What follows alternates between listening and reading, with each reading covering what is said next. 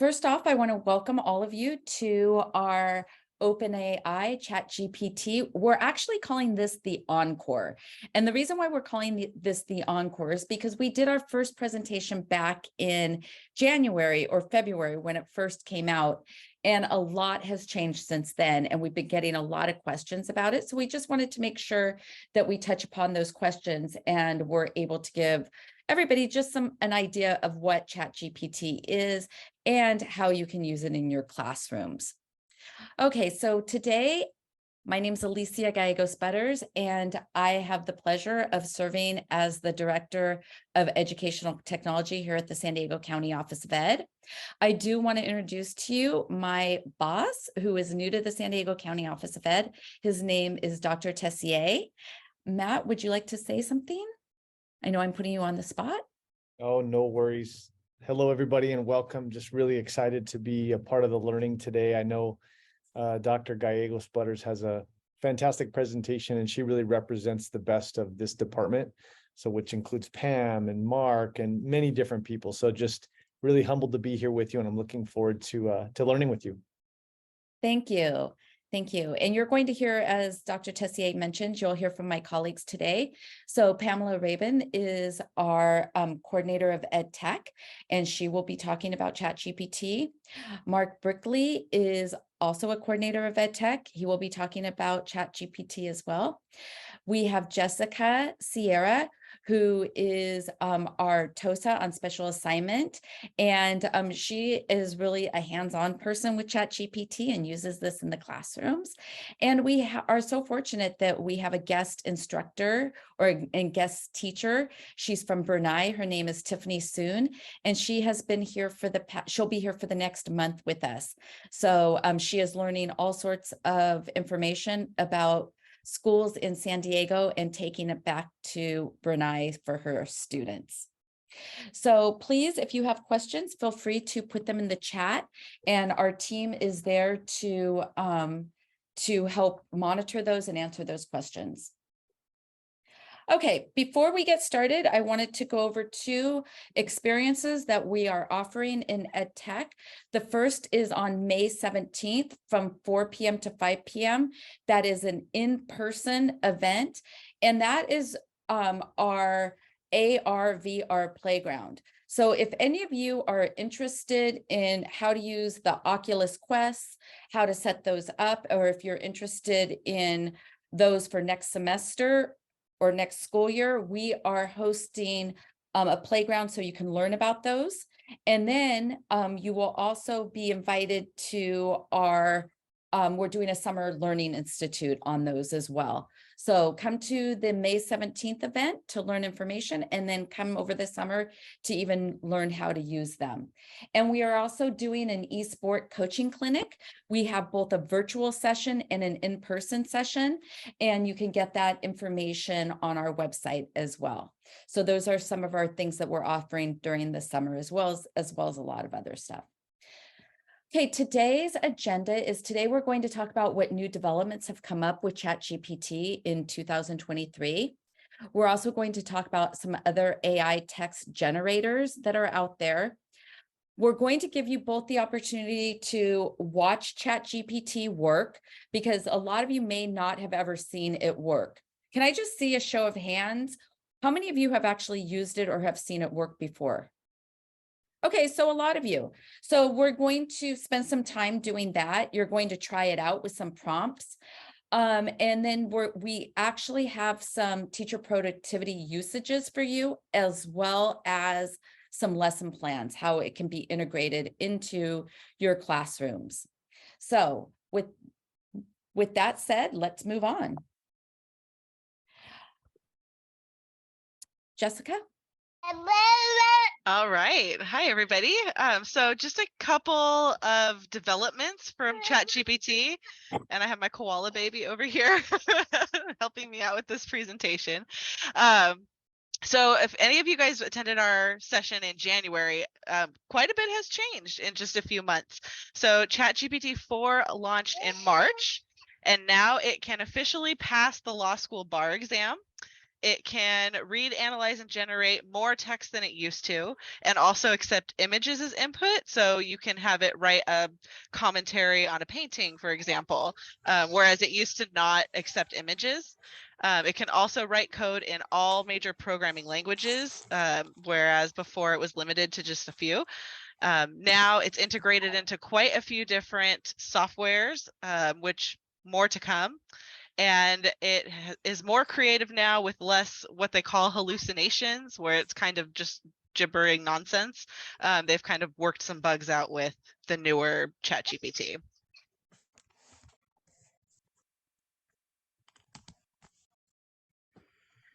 And then just to be aware, there are several other text generators out there. So ChatGPT is not alone. And actually a lot of these different websites use the ChatGPT algorithms, the AI to power their own generators. So Bing is huge right now. It's a search engine that's using AI to get real specific searches in.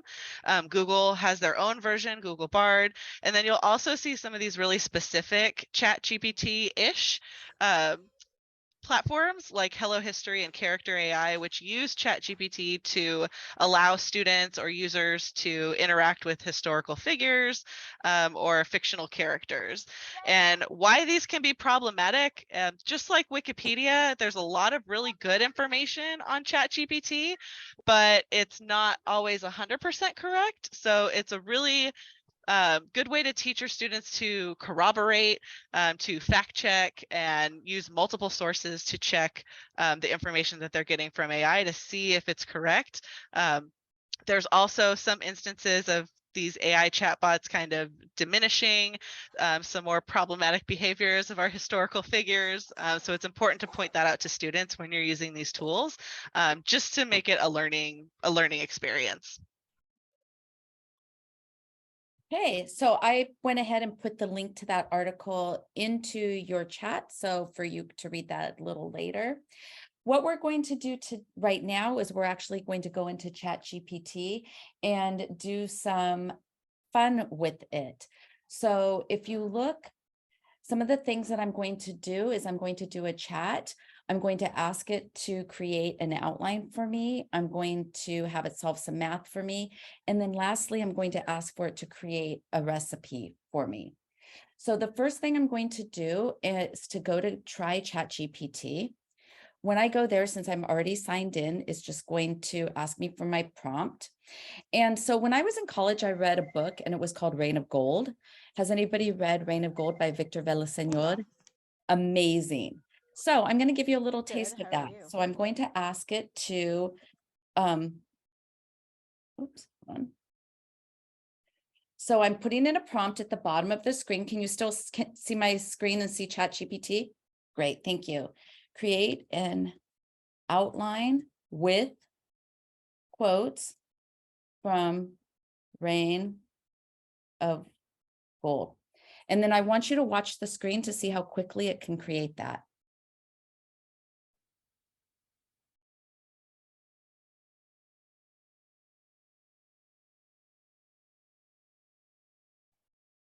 I was really shocked on this because Victor Villaseñor, though he is a very popular author here in California, he's based out of Oceanside. It's not a very popular book, but it came up with this. I also then can ask it, create an essay based on the above outline.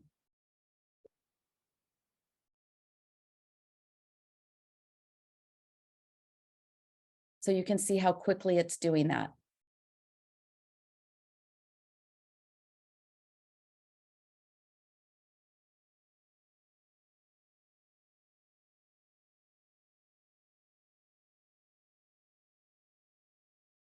Next, I'm going to ask it, create test questions based on the essay above.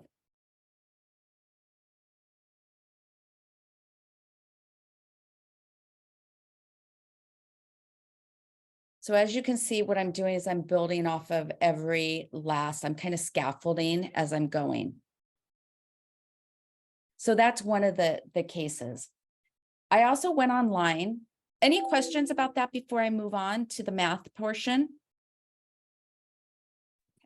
I also then went online. Oh, yes. Oh, sorry.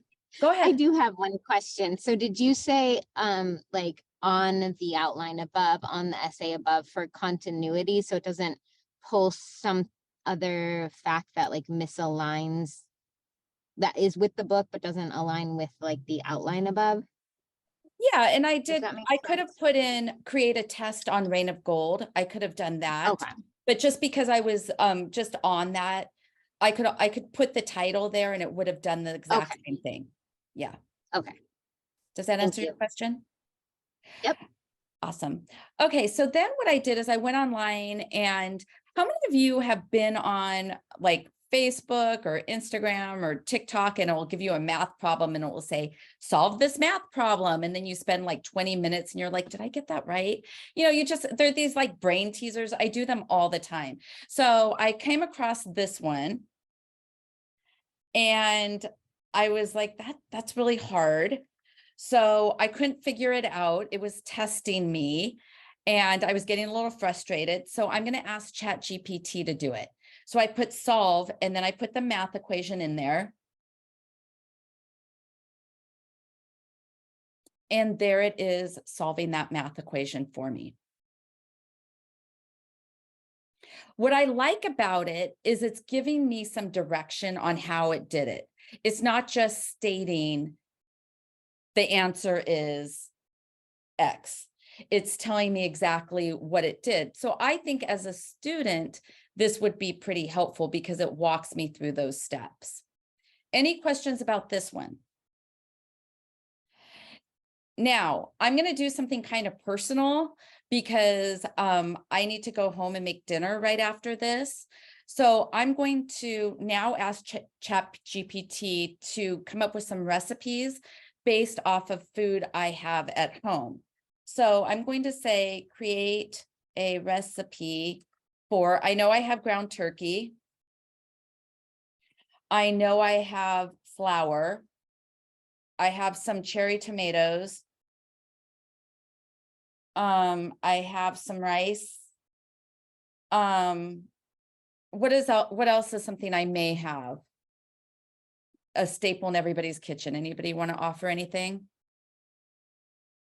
Garlic. Garlic. Oops, garlic. And let's say I have, let's throw something kind of weird in there. Mustard. Okay, so I've told it, let's see what it comes up with.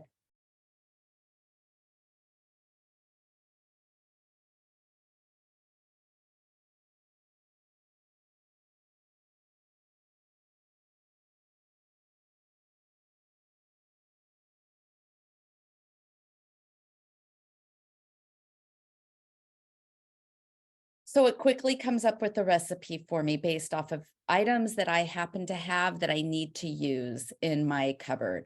So again, this is ChatGPT.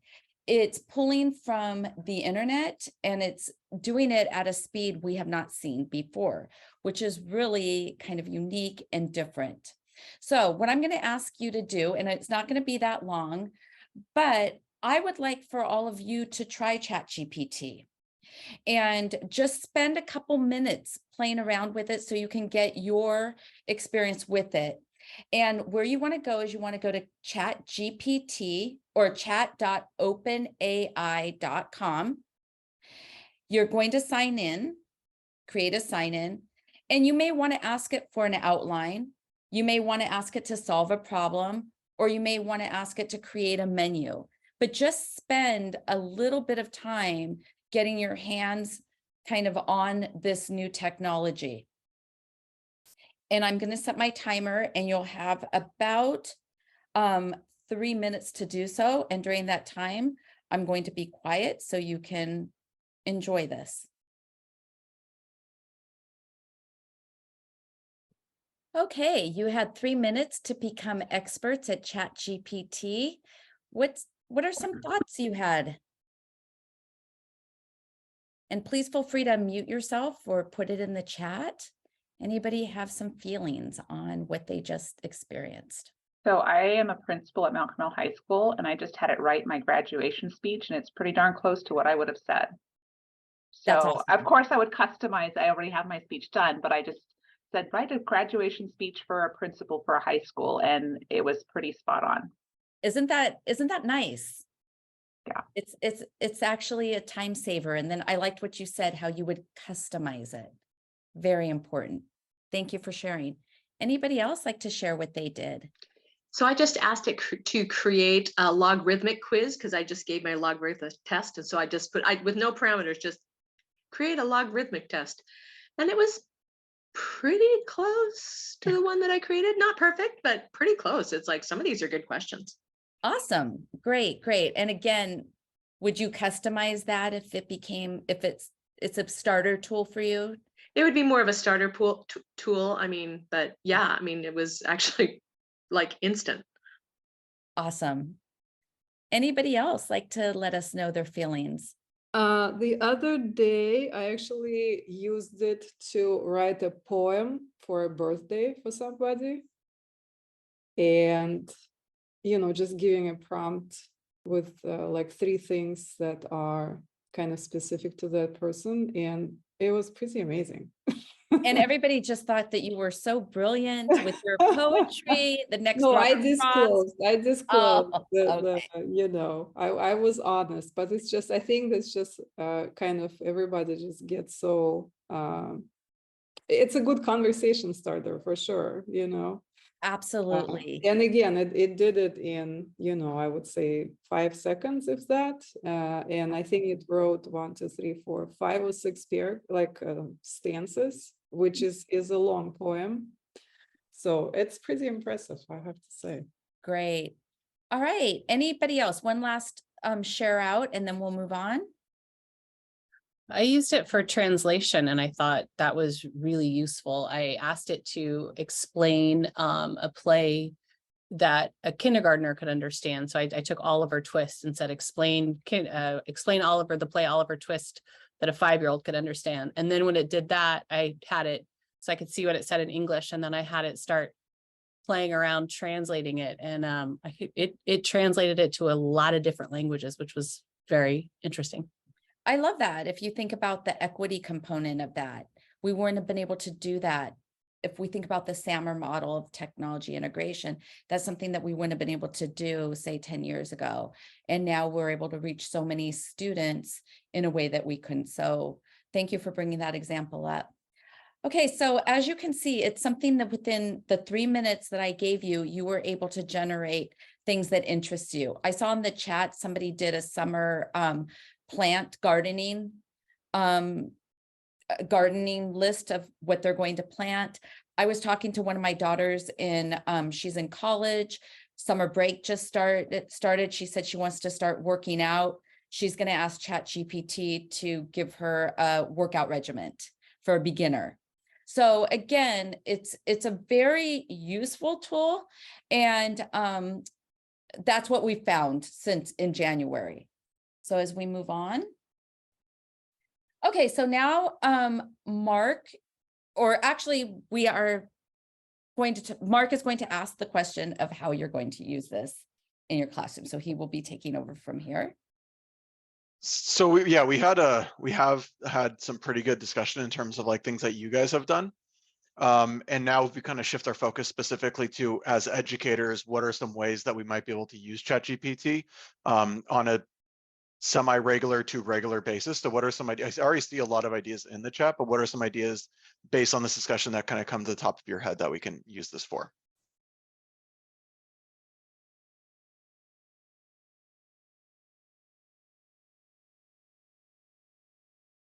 Amy Illingsworth, first off, it's great to see you again, by the way, Amy. You've used as a jumping off point for letters of recommendation. Absolutely.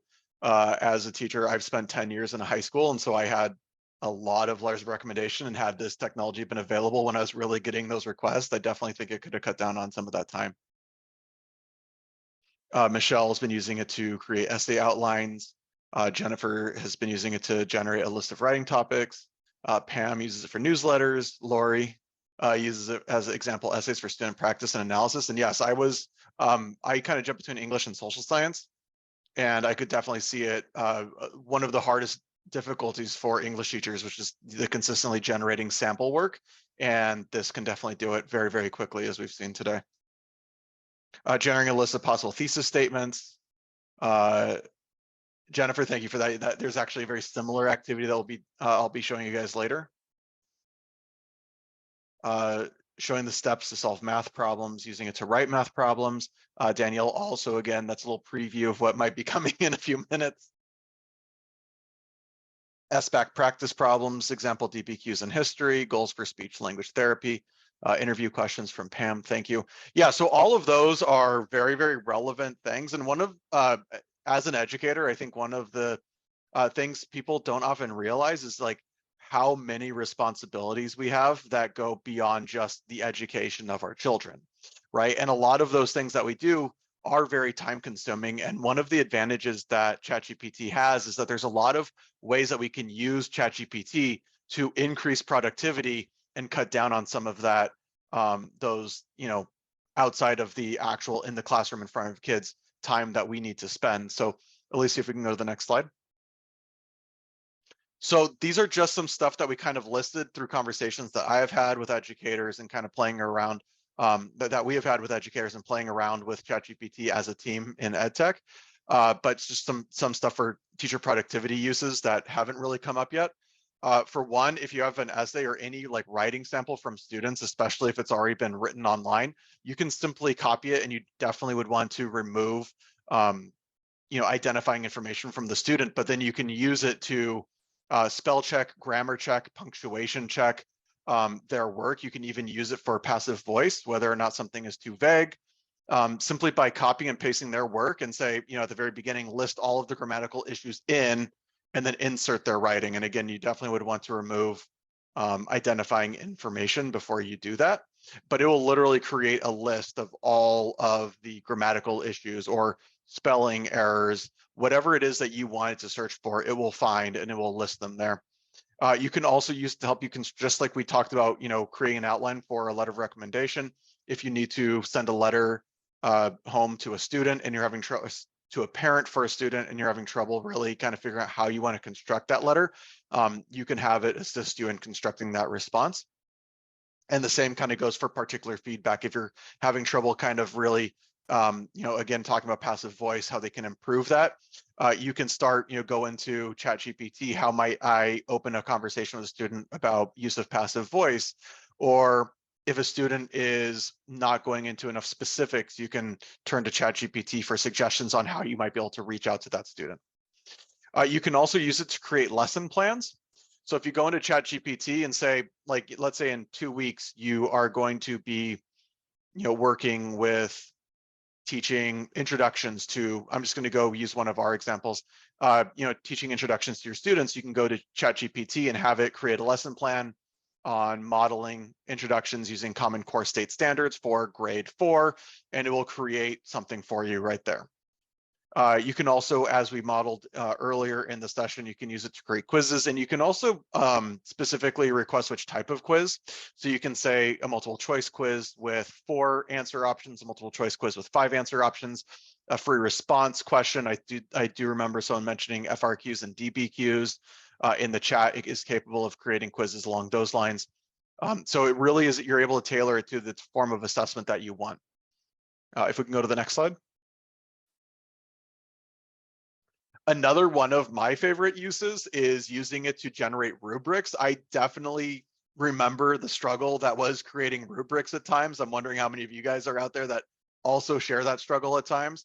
And it's very simple to get it to create a rubric. However, you do need to be very specific in your language in the prompt that you create to get it to create a, what we would say is a more traditional rubric. If you simply say create a rubric, like a 20-point rubric for an essay, it's not going to create a scaled rubric. So you aren't going to have like that grid that we associate with a rubric. It'll just create kind of a basic point system. So if you want it to be that very traditional on a 4-point scale, for example, you're going to want to use the word scaling in your prompt. So the example I have on the screen in front of you is create a 20-point scaling rubric with 5 categories for an informative essay, right? You want to be very specific how many points you want it to be, how many categories that you want it to have, and what specifically is the assignment, and then it will very quickly generate something for you that you can then use to assess your students' work.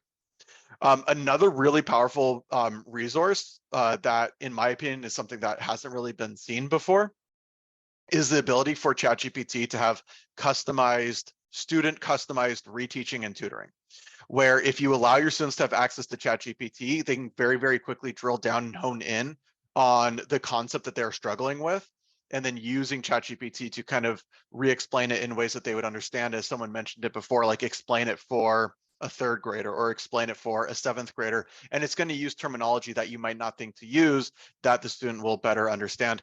And so for reteaching and tutoring, like student-centric, student-focused reteaching and tutoring, ChatGPT is very, very strong in that category.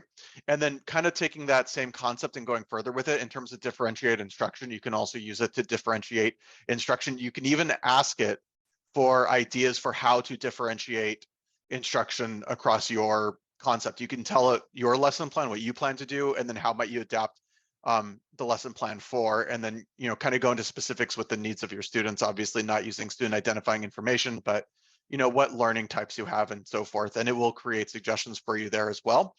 And then another really awesome way you can do it, so like you can also have it, you know, simplify and summarize text. So if you ingest, you know, an article that you're using and then say simplify the language or summarize this text or what are the main bullet points, it will quickly do that for you, so you can then provide that for your students. And then communication with parents, especially if parents speak, as was mentioned earlier, if parents speak a foreign language at home, you can use it to translate letters home. And you can also use it to translate text for students and parents. If you're having, again, like I mentioned, if you're having trouble like kind of figuring out how you want to say something, it can help you with that as well. And students can actually speak to it. It doesn't only translate for you, but students can literally chat with it in their foreign language, right? So like you might have a student that speaks Spanish or a student that speaks like Farsi or another foreign language that you yourself aren't fluent in. The student can go into ChatGPT using their native language and ask it questions and have it assist them in translating or, you know, helping them come up with what they want to, you know, what they want to do in the context of your class. ChatGPT can step in and support them in that way. And that is something that we haven't seen before, which is awesome. So the next thing I really want to show you that we're really excited about is 4 lesson plans that we have created in EdTech that don't only use ChatGPT, but feature ChatGPT as the focal point for the lesson and have students going into ChatGPT and actively using ChatGPT in their education. And one of the things that we strongly believe is that if we don't use ChatGPT in a beneficial way and model proper use of ChatGPT, students will only learn the improper use of it, right? So they're only going to learn how to use it unethically. Whereas if we, you know, embrace it as a resource, show students how to use it as an educational tool and appropriately use that resource, then students going forward are more likely to use it appropriately rather than inappropriately. And so we have 4 lessons here for each of the core subjects. So English, math, social science, and science. And so no matter what subject you teach, you can go in for inspiration. And the idea is, even though they are tailored for a specific grade level, the concept behind the lesson can actually be applied beyond just the grade level. So for example, here we have a lesson for a 4th grade English class where students will be learning about how to start an essay, like what content should be in the introduction. And what they're going to be using ChatGPT to do is create the introduction. They're going to create a prompt after playing a this or that game, right? Like pizza is better than, like, you know, who thinks pizza is better than burritos, right? And then they kind of debate that topic. And that might be something that they're really passionate about. And they're going to create a simple persuasive essay prompt, and they'll ask ChatGPT to generate the introduction for persuasive essay. And, you know, we're in Southern California, so why burritos are better than pizza. And I know that a lot of you guys were really going to judge me on that one, so I want to make sure I pick the right answer to that question. So they're going to have them create, you know, ChatGPT will create, you know, an introduction. They'll generate, you know, 3 or 4 introductions, and in small teams, they'll discuss what content do we see in this introduction to a persuasive essay. What is it telling us belongs in an effective introduction? And then having that conversation, writing that stuff down. Okay, so that's the 4th grade English lesson. It very easily can be translated to other levels of English. The history and social science lesson, by the way, all of these lessons were created by teachers. I'm very excited about the history and social science lesson. So this is for 11th grade, which is in 11th grade, social science is US history. One of the core units in the class is the various civil rights movements. And so they will be learning about the leaders of the various civil rights movement. And ChatGPT will actually be acting as the civil rights leader. So you can prompt ChatGPT basically by saying, I will be asking a series of questions and you will respond as Martin Luther King Jr. or you'll respond as Dolores Huerta.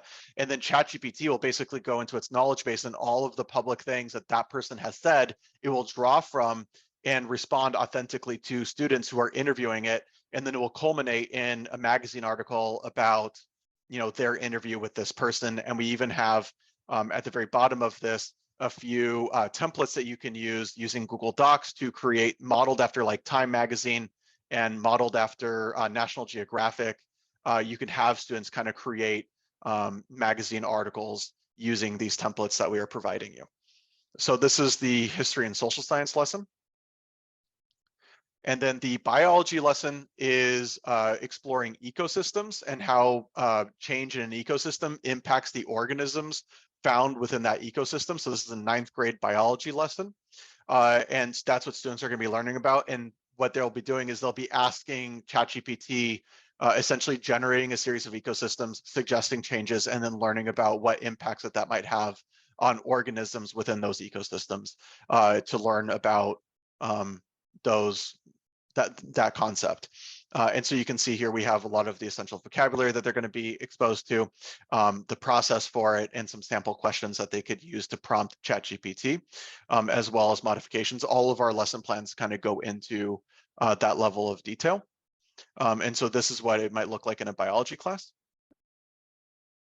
And then we have our math lesson, where students, the concept, so this is for 7th grade. So we also tried to, in addition to having lessons tailored to the various subjects, we also tried to span the various grade levels as well. So we had the 4th grade English lesson, we had the 11th grade US history lesson, the 9th grade biology lesson, and now we have a 7th grade math lesson, which is about the slope equation. And so students in this class will be using ChatGPT, using basically like slope-intercept form to create sample word problems that would use real life concepts, because we don't want them just to use like a word problem that doesn't really translate to real life. We want them to see how they might actually run into this concept, later on in life. And so they're going to be using ChatGPT to create real life word problems. And then they'll be evaluating what ChatGPT created. Did it actually use all of the components of their request? And if the answer is yes, did it do so correctly? And does it actually have a solvable answer? And if the answer is again yes, they would then submit that word problem to the teacher, and then the teacher can pull from that and use for an exit slip at the end of their lesson. And so they're engaging in ChatGPT, and they're also evaluating ChatGPT to make sure ChatGPT is doing their request correctly and fully bringing in all aspects of their question in math. Because one of the things we are noticing when you use ChatGPT for math, generally it does solve the problem and it does do a good job of explaining the problem, but when you want it to translate to a word problem, occasionally certain components get dropped. And so you're actually having students do that authentic evaluation of ChatGPT as well. And if it passes all of the levels of criteria, then that question would get submitted to the teacher, who can, because across an entire body of students, you will get enough to have a bank that you can pull from and then use one of their problems that was created through ChatGPT as an exit slip to make sure that students were understanding the concepts. And this is the math lesson. And again, our idea here is, even though we have like a 8th grade math lesson, you can take and apply the concepts that are at your level. So if you're not teaching 8th grade math, but you're teaching like IM2 or IM3, you still should be able to take similar concepts and apply, what was the basis behind the usage of ChatGPT in your classroom and so forth. So that is the 4 lessons that we currently have, and we are going to continually be expanding lessons. And if you actually have a lesson that authentically has students using ChatGPT and it went really well, and you want to send that to us, by all means, please send that to us and we'll add it to our repository of ChatGPT lessons. That actually would be very, very helpful. Thank you, Matt. So I want, or Mark, sorry. So I want to open that up right now for questions. I have a question. Sure. So I consider myself a writing teacher, and not everyone in my department puts as much stake or effort into that process. And I'm wondering, in terms of evaluating ChatGPT, I was impressed with some of the things that I heard, like how can you help the student with passive voice? How can you, because that's what I'm doing just with my mind. But if someone's not, that's not their game. How constructive do you guys feel ChatGPT is with that function for helping people who might not be writing, solvent, to help students become better writers?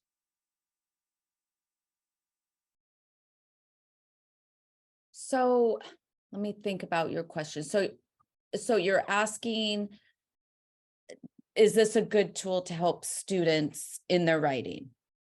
Yes, are you and to asking help from teachers who want to help students but don't feel like that's their real strength.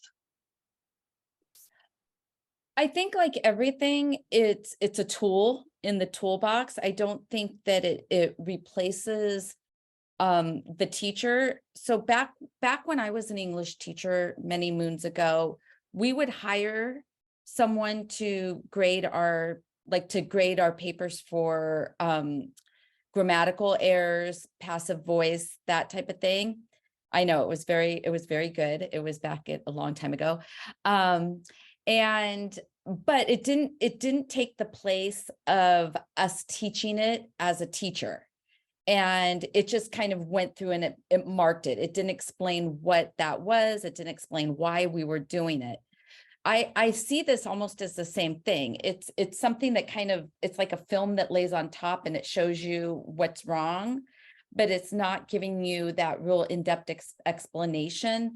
It's not helping students understand what the tone of the paper is. I believe that is where a teacher does need to come in. And everybody teaches English in different ways. They teach writing in different ways. So again, I think in some ways that's a collaboration that needs to happen at a department level on how do we agree that teaching writing should be, because ChatGPT can't necessarily do that. It can show you what's wrong. It can point those things out, but it can't reteach. I think the extent of what you saw was with the math example. It gave you kind of step-by-step instructions, but it doesn't help you if you put a plus sign instead of a minus sign. It doesn't correct. Right.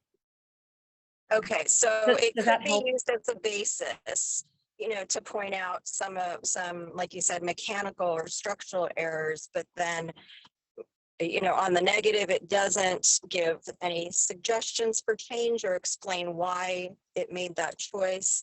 But on the positive side, if that was the base, it frees the teacher up from editing to making actual style suggestions. Yeah, and I believe Charlene has something she wants to add. Is that correct, Charlene? Okay.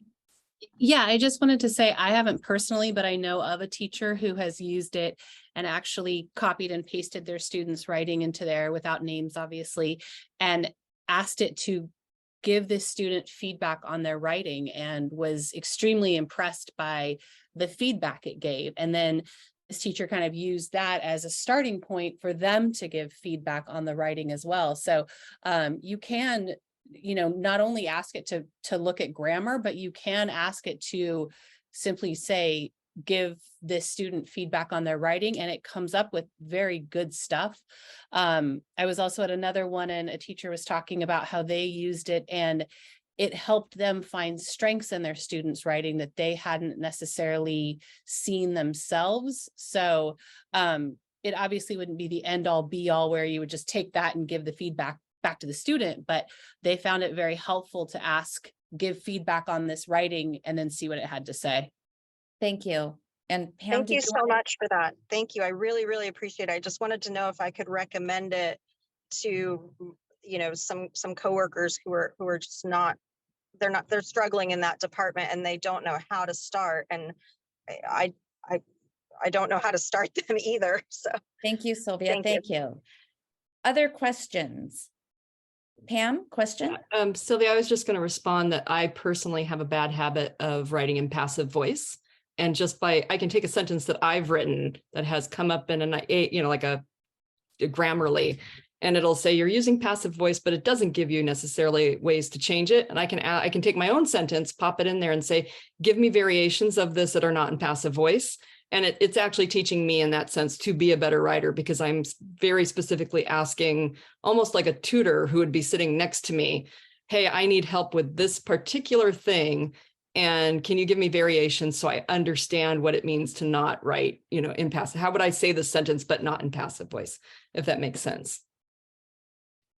Thank you. no, that's great. That helps me to understand that I have to ask it a very specific question or play around with the specifics of my question to it. Okay. Other questions?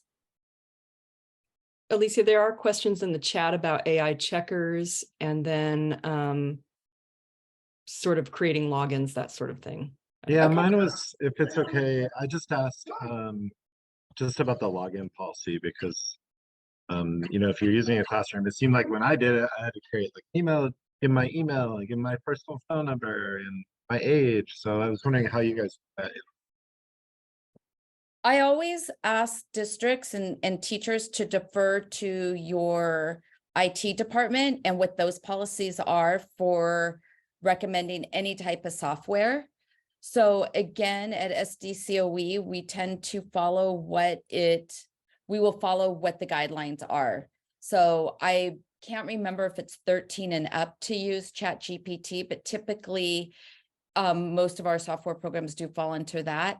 So again, I would run that by your IT department and ask them what their policy is on student use within a class.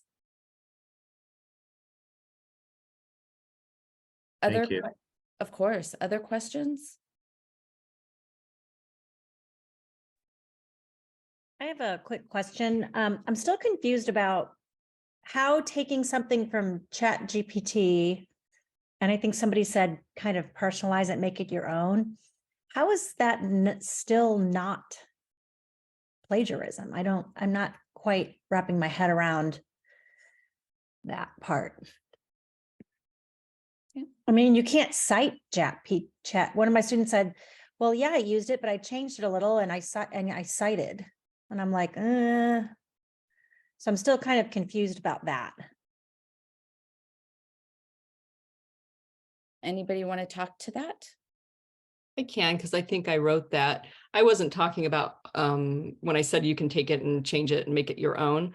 I think sometimes it can give you a good starting point, like for an outline or some ideas, but no, I would not say having ChatGPT write me an essay and then I flip a few sentences around and now it's suddenly mine is a good example of what I necessarily meant with that. But in terms of asking it, how can I get an outline? I think as teachers, we give students a lot of advanced organizers. We give them, sentence starters, sometimes depending on what grade level they're at.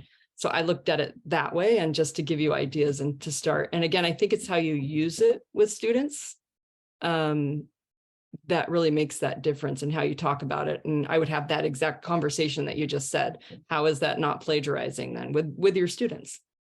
Okay, thank you. And I think also, for instance, if I were to write an essay on Reign of Gold with Victor Villaseñor, what I would do is I would write it from my perspective. And my perspective is that of a Chicana living in Southern California. He is talking about his family's his family's experience migrating to California. So I would definitely be able to draw upon my own experiences. As an English teacher, knowing the way my students write, I would be able to see their voices in that. And again, there's a lot of things that ChatGPT can't do quite yet. It could do quotes, but it can't do references outside quite yet, behind like paid firewalls. So if you're asking your students to go into EBSCO, it can't pull articles from there. It can't cite specific articles to reference. So there are some things that it can't do yet. And so I would also, depending on the age of students, make sure that you're citing referee journals, make sure that you are researching what you're writing, make sure that you're drawing in personal anecdotes, those type of things to their writing. Okay, other questions? Just to speak to that last comment as well, I know that we've discussed it in leadership at our school site about how we're going to address ChatGPT and those issues. And I'm not sure if you'd mentioned this earlier, but when students turn stuff into Google, you can check for AI generations, and it will tell you what percent of the essay that was turned in was AI generated. And of course, it's not 100%. It will say things like 86% of this was AI generated and not done by the students. And so it's opened up these conversations to have with the students about, that is plagiarism, and that we want to hear your voice in this. And, it's not just rearranging those words or rewriting it as your own. It's a great starting point for ideas, but it's not something that you can use as your own voice. So we have been starting to address that as we've seen, there was one student that was turned, it was 100% AI generated. And most of them will come clean and say, well, I didn't think it was plagiarism, and I was just, so, I mean, it is something we're going to have to address, and like you said, to hear their own students' voices, but it is learning at a rapid rate. And so it will be interesting to see how we adapt with this. It's something that I like to tell people, that we've always had these tools. I remember the first time my family got encyclopedias, and learning when I was writing an article on, the Supreme Court, I didn't just copy out of the encyclopedia. I had to really learn to research and put my own voice in there. And then Google came along. And how many of us are dating ourselves when our math teachers in high school told us, you have to learn how to do this by hand, because you're not going to have a calculator with you every place you go. Well, we do. And so it's just another tool in our tool box to figure out how to use and how to make sure that our students are, it's accessible to all our students, and they're learning how to use it properly, like all the new technologies and tools out there. Okay. So we are at time, and we want to thank you for coming. This will be recorded, so you will be able to revisit and send on to your colleagues, and we will be posting that and sending the recording out to you probably by tomorrow, if not by Thursday. We hope to see you at, again, some of our other events, our AR, VR open house playground, which will be next week, as well as our eSport coaches clinic will be coming up as well. So thank you, and we will see you all soon.